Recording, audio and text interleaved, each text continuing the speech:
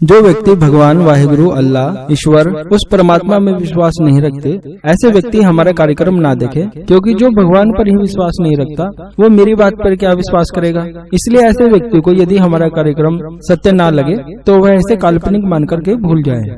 भगवान शिव के साक्षात रूप से दर्शन करने के लिए किस प्रकार साधना करनी चाहिए, इसके लिए आप हमारी आने वाली नई वीडियो को देख सकते हैं। यदि आप साधना क्षेत्र में नए हैं और आपने अभी तक कोई सिद्धि प्राप्त नहीं की है या कुंडलिनी जागरण आप करना चाहते हैं, तो सबसे पहले आपको किसी भी साधना को करने से पहले शिव कृपा आत्म जागरण प्रयोग करना चाहिए। इस प्रयोग के करने से आपके अंदर तपोबल की जागृति होती है, आत्मा शुद्ध चैतन्य हो जाती है और व्यक्ति का ध्यान एकाग्र होने लगता है और साथ ही साथ भगवान शिव की कृपा भी प्राप्त होने लगती है। इस साधना को कैसे करें, इसके लिए आप हमारी यह वीडियो देख सकते हैं जिसका नाम है शिव कृपा आत्म जागरण प्रयोग। इसका लिंक डिस्क्रिप्शन में दिया गया है, आप वहां पर जाकर के देख सकते हैं। आज मैं आपको स्फटिक के बारे में जानकारी दूंगा। स्फटिक विभिन्न रूपों में प्राप्त होता है, पारदर्शी भी बिल्कुल आर पार चमकने वाला और दूधिया रंग लिया वाला भी होता है, जिसे देखने पर ऐसा लगेगा आपको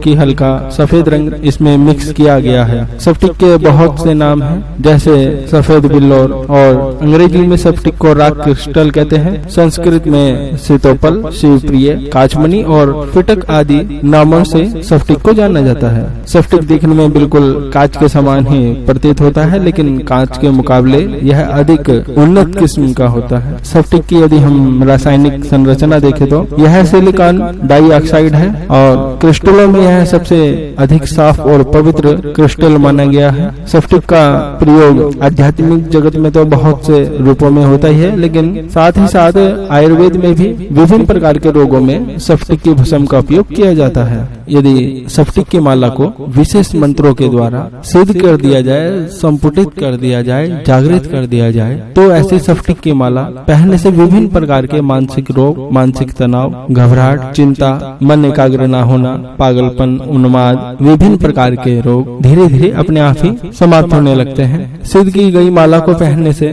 व्यक्ति को सभी कार्यों में सफलता प्राप्त होने लगती है और धन प्राप्ति के नए नए स्रोत बनने लगते हैं और ऐसे व्यक्ति पर लक्ष्मी माता की विशेष कृपा होने लगती है, जिसके फलस्वरूप उसे श्री समृद्धि की प्राप्ति तो होती है, साथ ही साथ उसका यश कीर्ति भी बहुत अधिक बढ़ने लगती है। यदि स्फटिक की माला को सरस्वती मंत्रों से सिद्ध कर बच्चों को यदि पहनाया जाए तो ऐसे बच्चों का मन पढ़ाई में बहुत ज्यादा लगने लगता है, उनका मन एकाग्र होने लगता है, इधर उधर ध्यान नहीं भटकता, बेकार के खेल कूद वह छोड़ते हैं और बहुत अच्छी तरह से पढ़ाई में ध्यान देने लगते हैं। साथ ही साथ स्फटिक की माला को जो भी व्यक्ति पहनता है, अधिकतर यह देखने में आया है, ऐसा व्यक्ति धीरे धीरे निरोग होने लगता है। इसका मतलब यह है कि उसके शरीर से रोग धीरे धीरे समाप्त होने लगते हैं, चिड़चिड़ापन समाप्त होने लगता है, शरीर से आने वाली दुर्गंध, चाहे वह आपके पसीने की हो या मुख की हो, धीरे धीरे समाप्त होने लगती है। चेहरे पर एक विशेष प्रकार की चमक आने लगती है, एक तेज उभरने लगता है,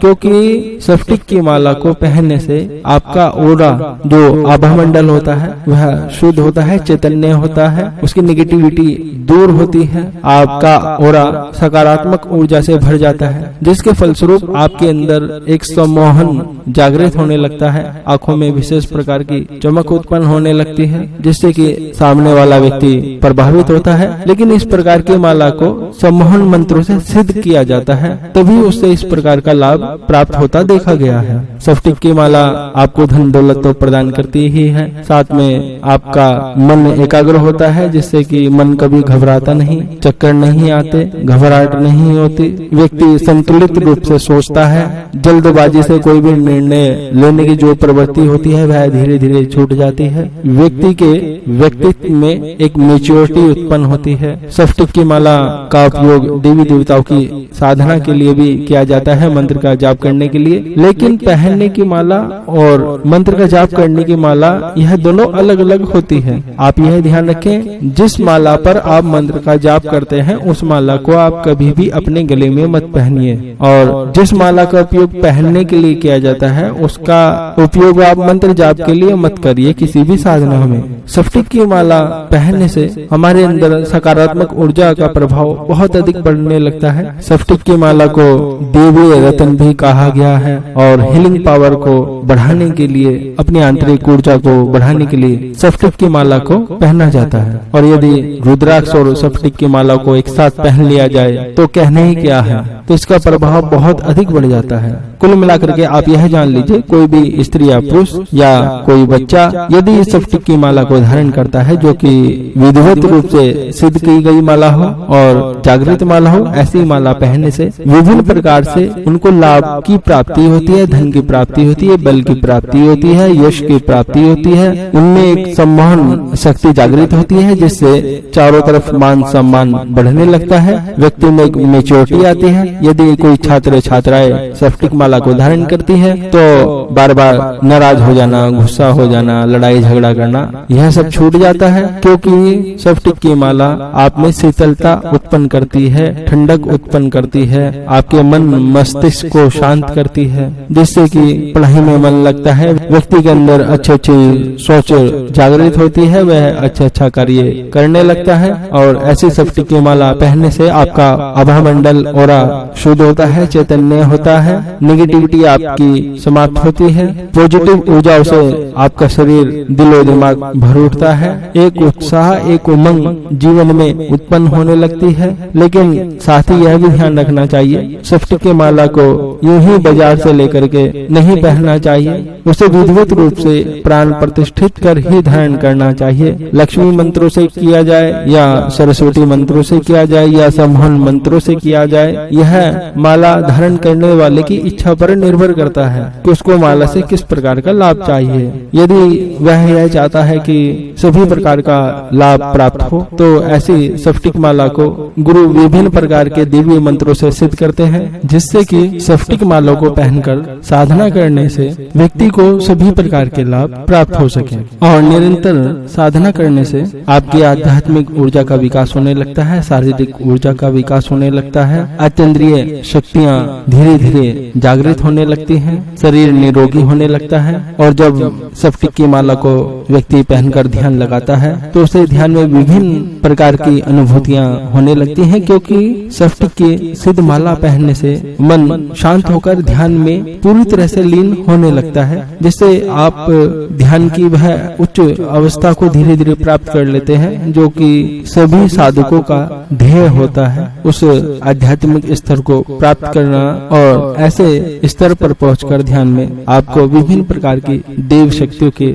दर्शन होते हैं, क्योंकि स्फटिक माला को लक्ष्मी जी का स्वरूप भी माना गया है, इसलिए स्फटिक की माला धारण करने से लक्ष्मी जी की विशेष कृपा व्यक्ति को प्राप्त होती है। बहुत से व्यक्तियों ने हमसे यह पूछा है कि वह असली सिद्ध गुरु को कैसे पहचाने, वह यह कैसे जान पाएंगे कि कौन व्यक्ति सदगुरु है, सिद्ध है, और वह उन्हें उस परमात्मा के साक्षात रूप से दर्शन करा भी पाएंगे या नहीं करा पाएंगे, यह कैसे जान पाए। तो मैं आपको बताना चाहूँगा, यह जानने में सिर्फ 10 मिनट ही लगते हैं, सिर्फ 10 मिनट। जब भी आप सदगुरु से मिलेंगे, सिद्ध गुरु से मिलेंगे, तो आपकी प्रथम मुलाकात में ही, सिर्फ 10 मिनट की मुलाकात में ही आपको एक दिव्य अनुभूति होने लगेगी आंतरिक मन से, और आपको महसूस होगा कि यही व्यक्ति आपके गुरु हैं और यही सिद्ध गुरु हैं। और उनसे मिलने के बाद आपका मन एकदम शांत हो जाएगा, स्थिर हो जाएगा, और आपको एक विशेष ऐसी अनुभूति होगी कि आपने वह ज्ञान प्राप्त कर लिया है जिसकी आप वर्षों से तलाश में थे।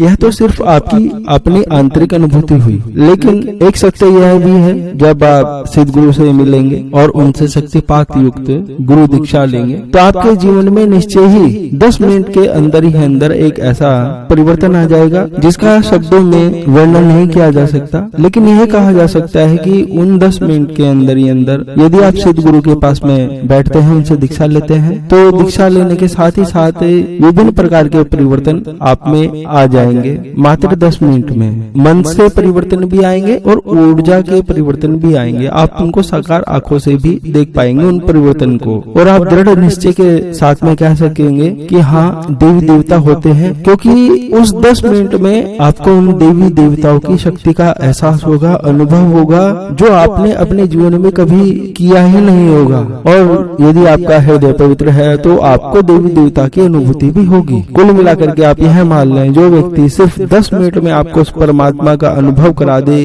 देवी देवताओं की शक्ति का आभास करा दे, देवी देवताओं की ऊर्जा से आपका संपर्क करा दे, आपके जीवन में क्रांतिकारी परिवर्तन ला दे, आपको अंधकार से प्रकाश की ओर ले जाए, ऐसा ही व्यक्ति गुरु कहलाने योग्य है। ऐसा ही व्यक्ति को गुरु बनाना चाहिए। सिर्फ किसी भी व्यक्ति के प्रवचन सुनने मात्र से ही उसको गुरु नहीं बनाना चाहिए। अब यही सेम कंडीशन मुझ पर भी लागू होती है, यही नियम मुझ पर भी लागू होता है। यदि मुझसे दीक्षा लेने के बाद में आपके जीवन में परिवर्तन आए तो ही आप मुझे गुरु बनाने के बारे में सोचें, नहीं तो मुझे भी गुरु बनाने की आवश्यकता नहीं है। मुझे अपना गुरु मत बनाएं। वैसे तो मैं एक सामान्य व्यक्ति ही हूँ। धन्यवाद। और रही बात साधना सामग्री की, साधना सामग्री यह जरूरी नहीं है कि आप हमसे ही लें। साधना सामग्री आप कहीं से भी लें, लेकिन पूर्ण प्रमाणिक साधना सामग्री लें और पूर्ण रूप से चैतन्य और जागृत। साधना सामग्री हम सभी व्यक्तियों को उपलब्ध नहीं करा सकते, सभी को नहीं दे सकते।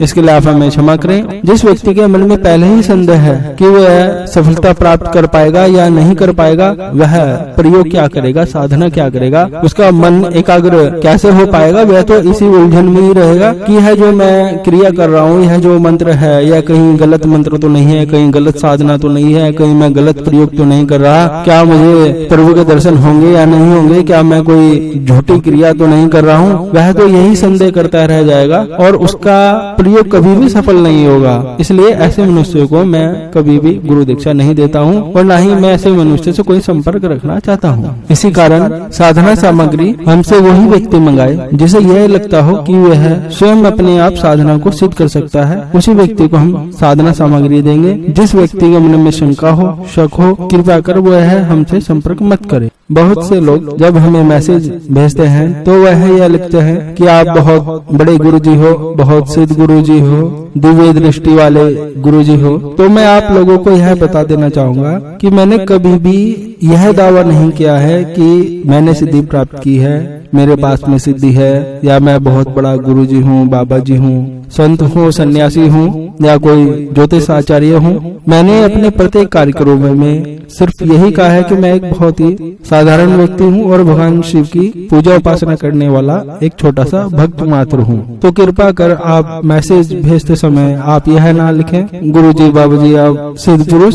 ऐसा ना लिखें, क्योंकि मैं एक बहुत ही सामान्य और साधारण सा व्यक्ति हूँ आप ही की तरह। यदि आप मुझसे कुछ पूछना चाहते हैं किसी भी साधना के विषय में, या कोई भी आपका कोई पर्सन हो, कोई भी सवाल हो, तो जो कुछ भी आप पूछना चाहते हैं वह एक मैसेज में लिख करके हमारे व्हाट्सएप वाले नंबर पर भेज दें। आप अपनी समस्या को लिख करके भी भेज सकते हैं या बोल कर वॉइस मैसेज भी भेज सकते हैं। व्हाट्सएप नंबर आपको यह दिखाया जा रहा है, इसी नंबर पर आप भेज दें। मैं ज्यादा फोन पर बात नहीं कर पाता, इसलिए कृपा कर बार-बार आप फोन मत करें। धन्यवाद। आप आयुर्वेदिक व आध्यात्मिक योगिक क्रियाओं की जानकारी के लिए सिद्ध ज्ञान से जुड़े रहें। यदि आप यह प्रोग्राम YouTube, Facebook या WhatsApp पर देख रहे हैं तो आप इसे अभी सब्सक्राइब करें या ऐड करें, वीडियो को लाइक करें और ज्यादा से ज्यादा शेयर करें। गुरुदेव डॉक्टर महेश खोसला जी से मिलने के लिए अपॉइंटमेंट लेना आवश्यक है। अधिक जानकारी के लिए संपर्क करें। हमारा पता है Siddh Gyan, circuit house road, near ITC cigarette factory, Galvira road, Saharanpur, pin code number 247001, UP, Bharat. चेतावनी, हमारे समाज में बहुत सारे लोग इस प्रकार के होते हैं जिन्हें अपने आप को कुछ करना नहीं होता, लेकिन दूसरों में कमियां निकालने में उन्हें बहुत ज्यादा मजा आता है। तो ऐसे व्यक्तियों से वाद विवाद करने के लिए बचते हैं, क्योंकि वाद विवाद करने का हमारे पास में इतना समय नहीं है, इतना टाइम नहीं है। इस कारण प्रोग्राम की शुरुआत में चेतावनी व आवश्यक सूचना दी गई है, आप उसे ध्यान से पढ़ें। फिर भी मैं डॉक्टर महेश खोसला आपको यहाँ पर भी यह चेतावनी दे रहा हूँ कि यदि आपको हमारी बताई गई किसी भी साधना विधि या बताए जा रहे हमारे अनुभव या साधु संतों का वर्णन, प्रयोग, साधना सामग्री, यंत्रमाला, रुद्राक्ष या रुद्राक्ष कवच आदि अन्य प्रकार की सभी सामग्री यदि आपको गलत लगती है, झूठी लगती है, काल्पनिक लगती है, सही नहीं लगती है, या आपकी कसौटी पर खरी नहीं उतरती है तो आप इसे काल्पनिक मान करके भूल जाएं। मैं आपको पहले भी कई बार बता चुका हूँ, सभी के लिए साधना सामग्री सुलभ कराना, सभी को साधना सामग्री दे पाना हमारे लिए संभव नहीं हो सकता। यदि आप कोई भी साधना सामग्री, यंत्रमाला, रुद्राक्ष, कवच आदि आप मंगवाते हैं या आप कोई भी साधना करते हैं या कोई भी मेरा बताया वह प्रयोग करते हैं, तो आपको उस प्रयोग में या साधना सामग्री जो भी आप मंगा रहे हैं, जो भी आप प्रयोग कर रहे हैं, जो भी आप सिद्धि कर रहे हैं, उसकी पूर्ण रूप से जिम्मेदारी आपके स्वयं की अपनी होगी। किसी भी प्रकार से लाभ हानि होने की, वह किसी भी प्रयोग साधना हो पाए में फायदा न होने पर, सफलता प्राप्त न होने की जिम्मेदारी हमारी नहीं होगी, मेरी नहीं होगी, सिद्ध ज्ञान की नहीं होगी। कोई भी व्यक्ति सिद्धि को प्राप्त कर लेने के पश्चात यदि वह उस सिद्धि का गलत प्रयोग करता है, यदि वह उस सिद्धि से गलत कार्य करता है, तो वह उसके स्वयं की अपनी जिम्मेदारी होगी। इसमें हमारी किसी भी प्रकार की कोई भी जिम्मेदारी नहीं होगी। यदि फिर भी कोई भी व्यक्ति वाद विवाद करता है, तर्क वितर्क करता है, तो ऐसी परिस्थिति में संपूर्ण वाद विवाद का निर्णय जिला सहारनपुर के न्यायालय में ही मान्य होगा। पिन 247001। धन्यवाद।